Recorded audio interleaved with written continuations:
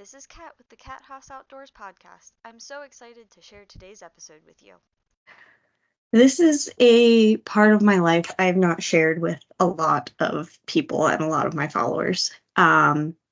Mainly because I always felt like it wasn't necessarily something that fit in with the hunting outdoors um, side of my life. It's something a little different. And ever since I was a little girl, I've been obsessed with horses. If you've read any of my blog posts, you'll know I have been riding since I was about 18 months old. I have not ridden recently, just because I've not had a whole lot of access to a horse. I haven't really had the finances to be able to have my own in quite a few years. Um, I did have a horse of my own very briefly, but he had to be rehomed when Wes joined the Army. So I have been collecting model horses since I was about 7 years old. And I got this guy right here. I'll pull him down. This was my first model horse ever. And he's kind of beaten up because I played with him as a kid a lot. And it's not a horse that is particularly spectacular. He's nothing super special, super fancy, other than he was my very first Breyer. And he's not broken at all. He's never been repaired. He's got some ear tip rubs, but that's fine. His nose is still pink, which is a shocker, considering how old he is. Um, and then my dad took me to a yard sale, and I bought a couple more. One of which I have since sold in adulthood, but I still have the other one, which is this guy here. And this is, I forget what his name is. I forget what I named him. But he's also not in the best shape because he also got played with a lot. He's pretty beat up, but he's not got any breaks or anything. He's perfectly fine, perfectly normal.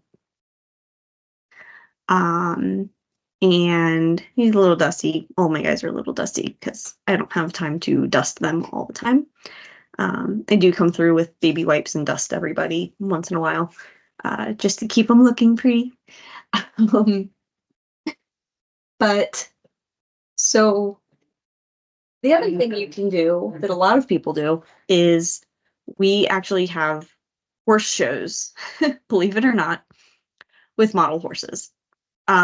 So like essentially you have to make sure that the paint is immaculate, the horse has never been broken, there's no repairs, and the paint has to be perfect. No scratches. So like these guys that I just showed you would never make it in a show ring, because they are very beaten up and they would not do well at all. Whereas this guy, let me find one real quick that shows all the time. I have a couple that show all the time.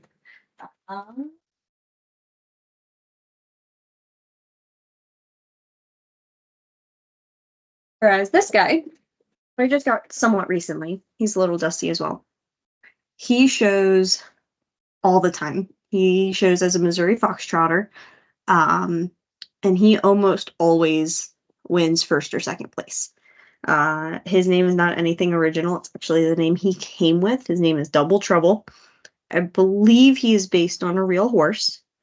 But they look at the mold, they look at the paint color, is there shadowing where there needs to be shadowing? Is he the correct color for that breed? He is a paint or a pinto, so he has to have the right markings, and it's whether or not they're anatomically correct in their conformation, just like you would a real horse.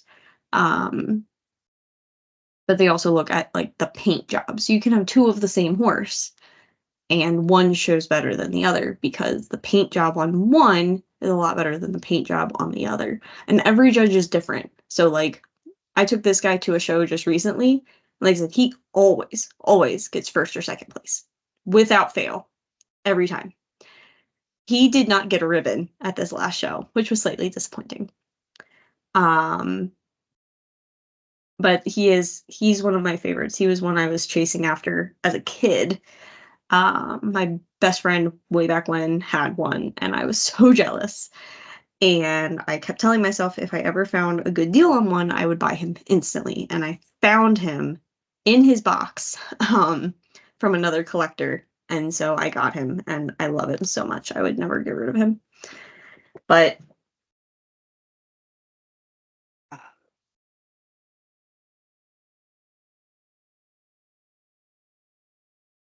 I have quite a few of these horses. Some of them are based on real horses. Some of them are inspired by real horses, but they aren't actually a real horse. Some of them are not in any way, shape, or form considered real.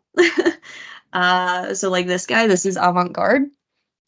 And obviously horses are not purple. This is what we call a decorator. They are decorator colors. They are not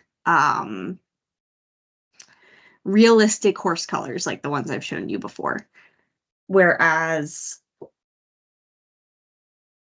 let's see.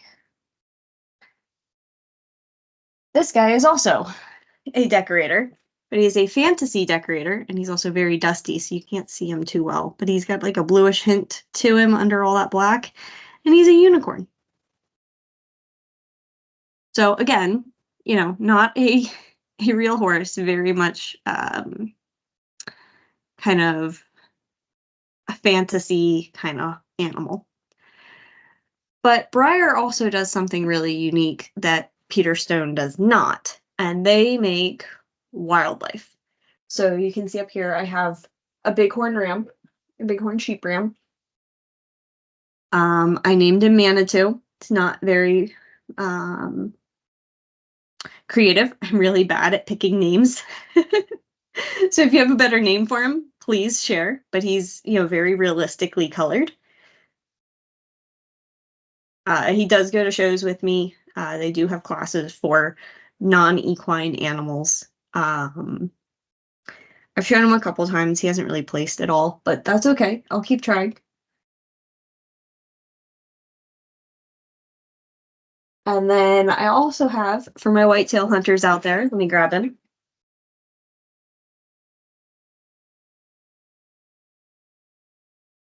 I have a piebald whitetail buck. I have not named him yet. The name he came with is Garrett, but I'm not sure I really like that. I want to come up with something a little bit better. I have not shown him only because when he came out, a lot of people started taking him to shows, and I did not want mine to go up against 15 others. That's not fair, and it's kind of ridiculous in my opinion. So I purposely do not show animals that came out within a certain time frame, because I know for a fact 15 million other people are going to be showing the same animal or the same horse, and I don't like to run with the crowd. I'd rather show something a little bit older or show something totally different, and not be up against a pile of people. Now also, they come in different scales. So these guys up here, these are all considered a traditional scale. They are 1/9 scale. And so I'm going to kind of adjust my camera here to change the light. There we go. And so that's the scale that they are in. Now the animals, the ram up here somewhere, right there. Yeah, the ram and the whitetail, they're a little bit bigger in scale. Breyer has not announced like an official scale for them. You can also see I have a boxer up here. That's a dog. He is obviously about the same size as that horse. So again, not in 1/9 scale. But they also have smaller scales. Like I showed you this little unicorn guy. This is considered a stablemate scale, so they're a little bit smaller. They take up a lot less space. And they are, if I remember correctly, 1/32 scale, so a lot smaller. And then there are some other scales too, like these guys over here that I showed you in the beginning. These guys are 1/16 scale, I believe, or 1/12, maybe 1/12 scale, if I remember.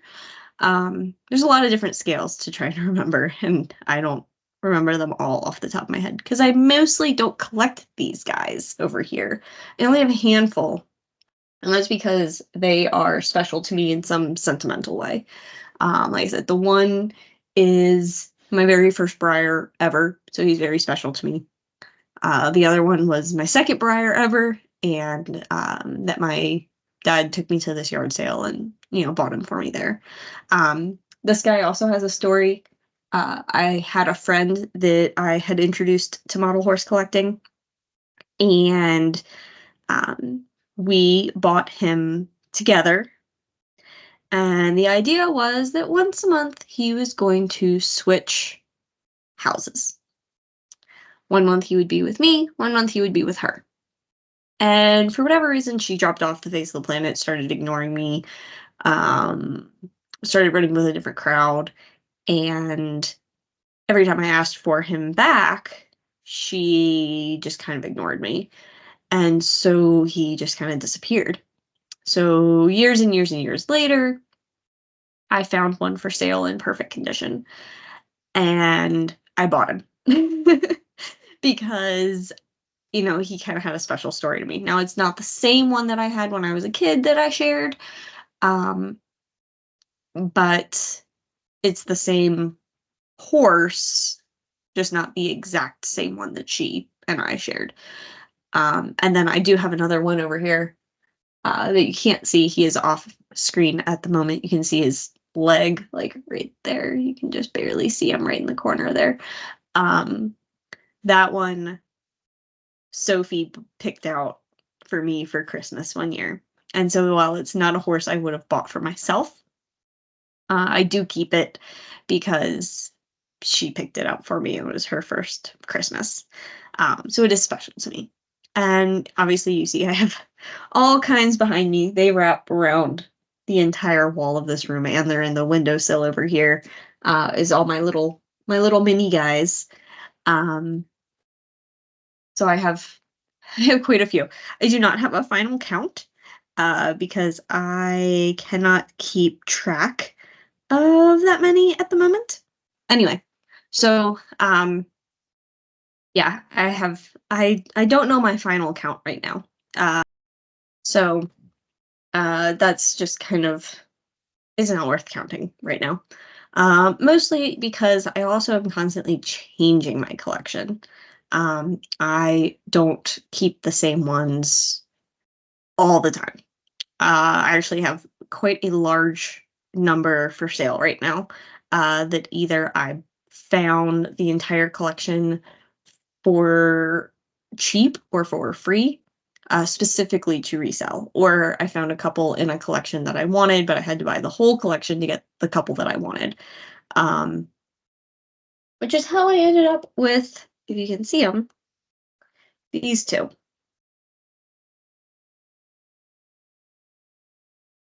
I wanted just those two in an entire collection. And I could not buy just those two. No, it wasn't that one. It was that one, but the other one's hiding somewhere off screen that you can't see. But it was her and another one. They were the only two I wanted, but they wanted to sell the whole collection. So I bought the entire collection and then sold everything else. Kept the two I wanted, and that was it. Which, I mean, a lot of people do. A lot of people do that. The other thing that's really interesting, so most of what I own is considered original finish, which means they came from the factory that way. They've not been altered, they've not been changed or anything. But there's a very large business in doing customized models. So I'll show you one of my customs that I have. This is a custom. There's only one of them like it in the world. This one's not really super valuable in any way just because it's customized. But this is just a little foal. I think I named her Kino Moon. Why? I don't know. I picked the name. I told you, I'm not very good at naming them. And this is a custom. So, you know, maybe the eyes are glossy, the nose is glossy. The hooves are just a little bit different. They are just however the artist wanted to do, or you can ask an artist to do a model for you. I've got a couple that I had models do for me. And she was painted in 2010 because she is signed on the bottom there. She is signed. So I know who the artist is. I know when she was painted. So this horse was painted in 2010, which means she is now 14 years old and is still in perfect condition, which is insane for paint. Sometimes paint does not last that long. So you can either repaint them, or there are some people that do what is called etching. And so they take an X-Acto knife and they etch away the paint to reveal the plastic underneath. And I do have one that I can show you what she started as and what she turned into, because I have both. So this is what it started as. It started as a little Palomino mare. Nothing super fancy. This one's like super duper light, so it's really hard to see in the light right now, but it is a Palomino. And then it was etched into a paint horse. So you can see the lines here where it was etched. And then painted into a buckskin. So anything that would have been left white or left golden was painted black. So black legs, black mane, black tip on its tail. And the hooves would have had to been redone because you can see that this one, the hooves are gray, and this one, the hooves are black, except for the white leg, which was left alone.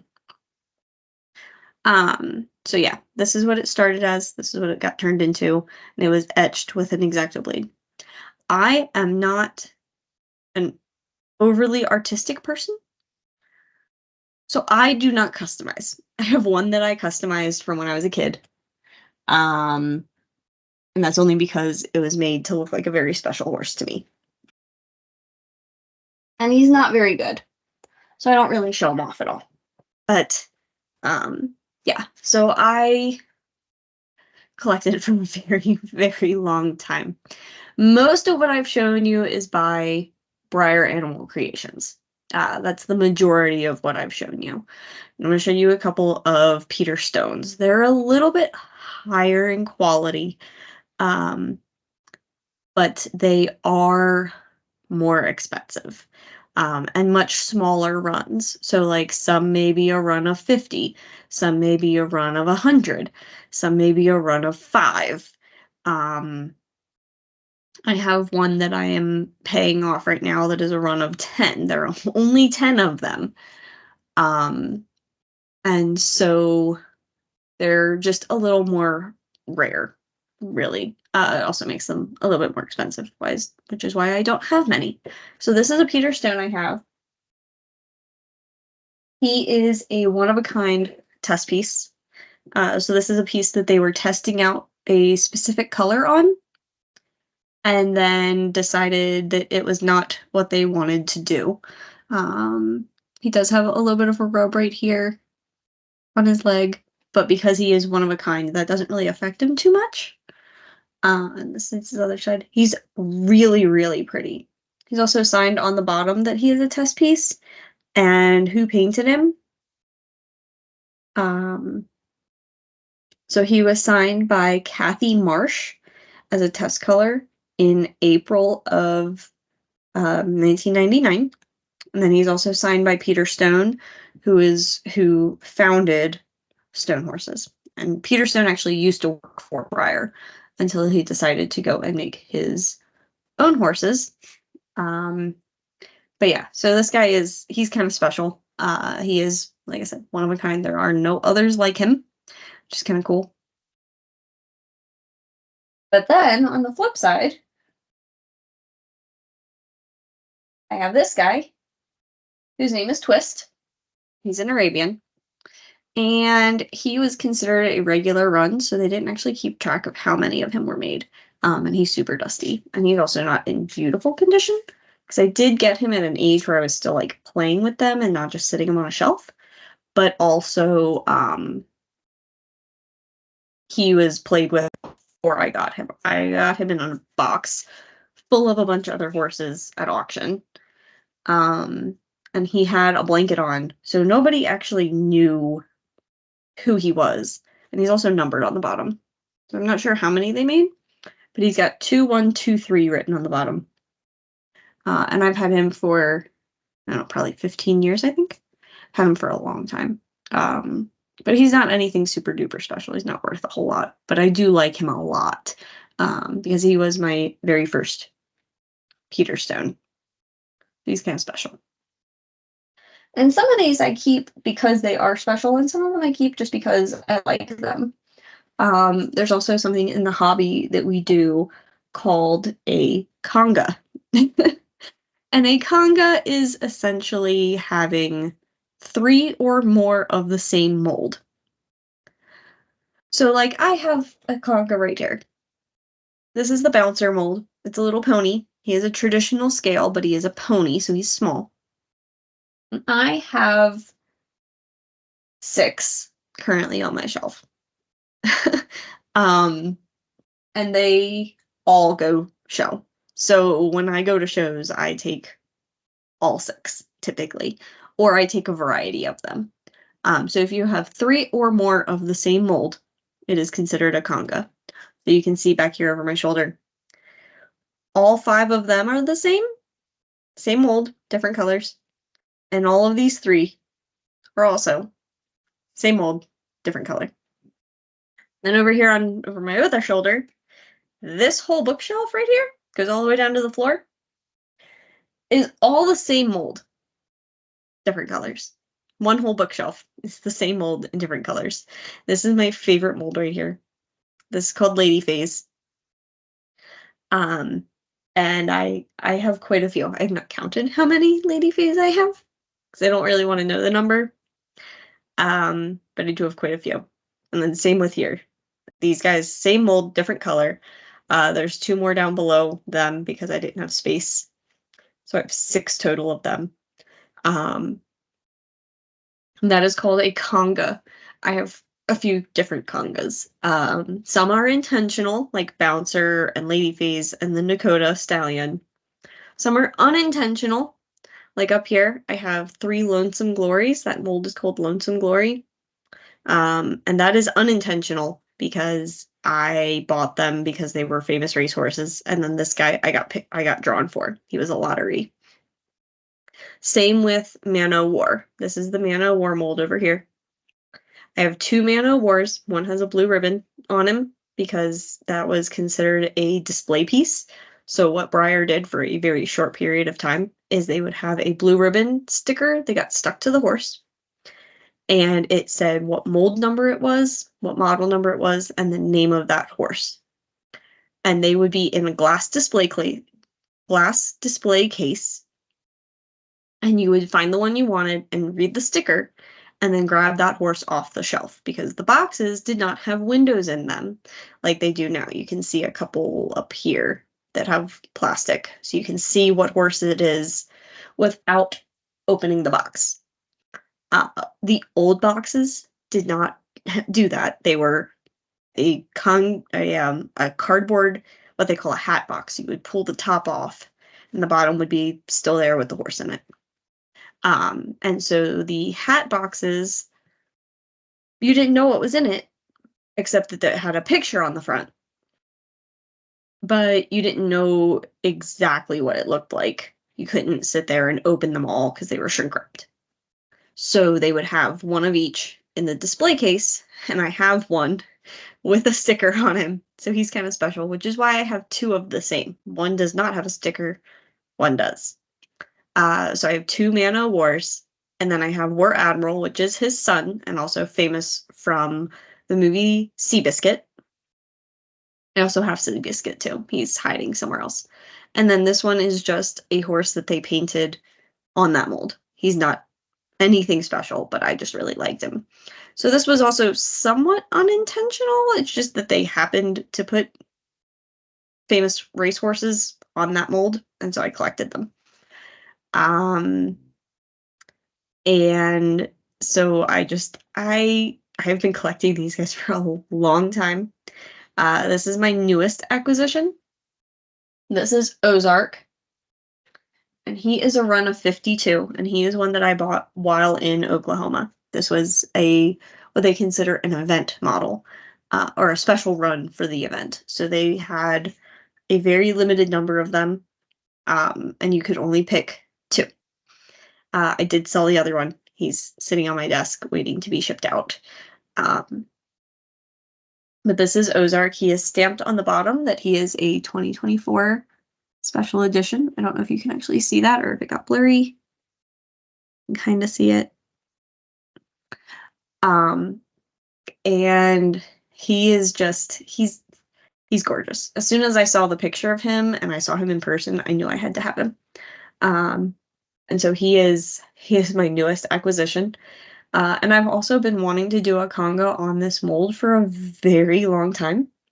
I just never had an excuse to start, and now I do, because this is the first one I got.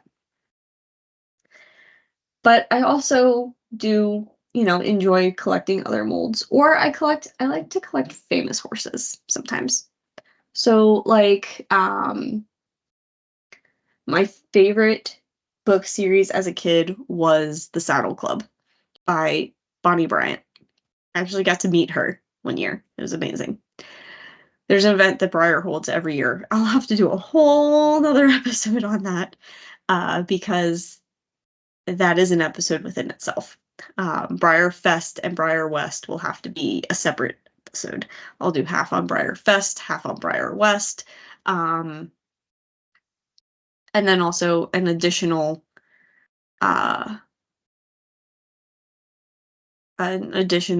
little snippet on some of these limited events that they do approximately every 18 months. So,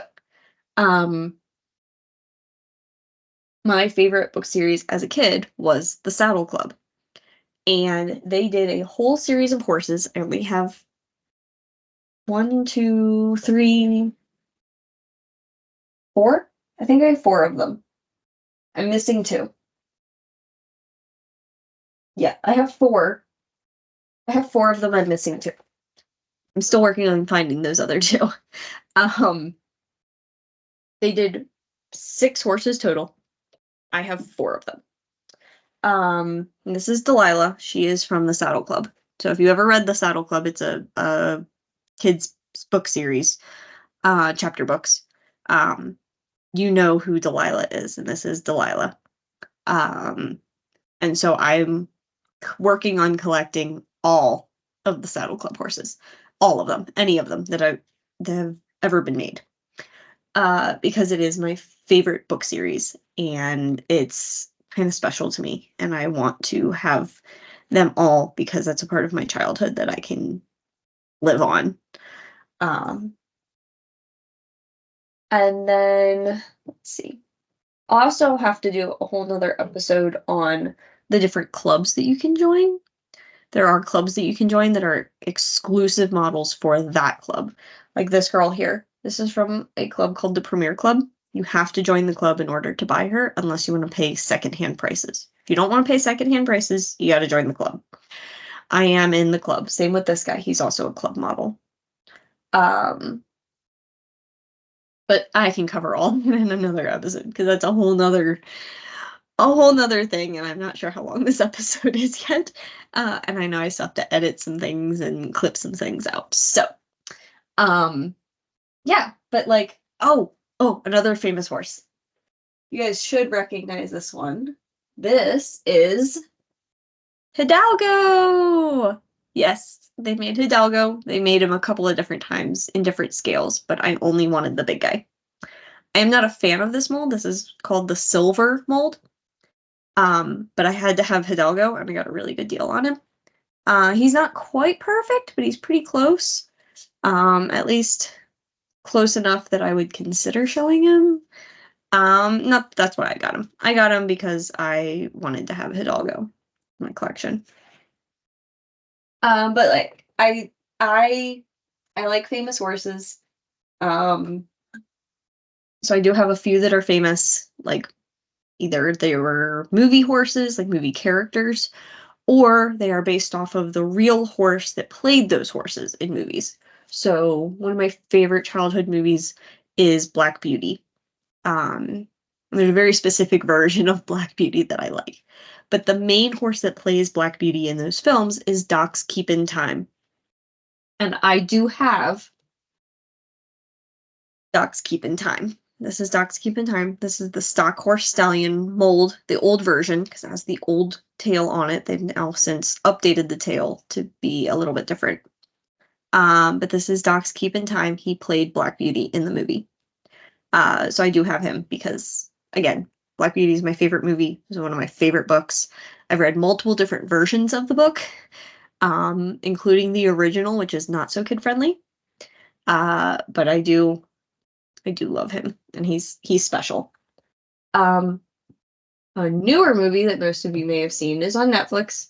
It's called Walk Ride Rodeo, and it's about Amberly Snyder and her recovery back to being a barrel racer. She was in a very, very bad accident, almost died.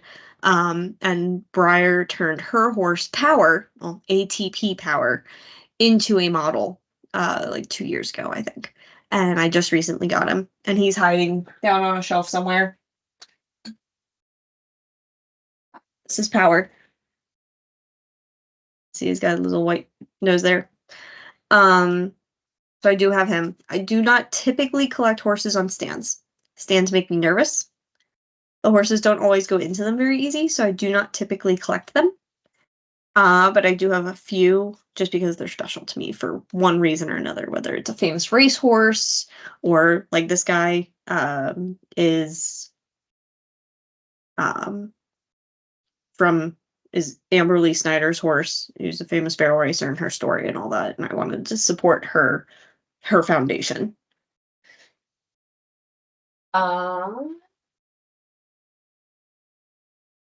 If there's a horse up here that you see that you're like, ooh, that one's kind of pretty, let me know. I can always take better pictures of one and like show you a little bit more about that specific one. I have a lot, so I can talk about them for days because they all have a story. They're all a little bit different. And yeah, so I just kind of wanted to introduce this hobby that I have to my follower base. Just a little bit about me that most people don't know because I don't share it. It's special. And again, it doesn't necessarily fit in with the whole outdoor obsession. The hunting and the fishing and kayaking and all that kind of other stuff, horseback riding. This is how I can share my love of horses, but also artistry. Like they are all different. You can have two of the same exact horses and they are ever so slightly different because the paint didn't come out quite right or the markings weren't stenciled on right. So they're all a little bit different, which makes them unique. Some of them are pieces of history. I've got one, this guy is probably from about 1960, end of 1950, this white one right here. And then I've got one that's probably also from about from the 1960s, that's signed and she's in beautiful condition. So it's just they've been making them for a long time. I have quite a few that are considered a piece of history. and I just wanted to kind of share a little bit of my hidden hobby.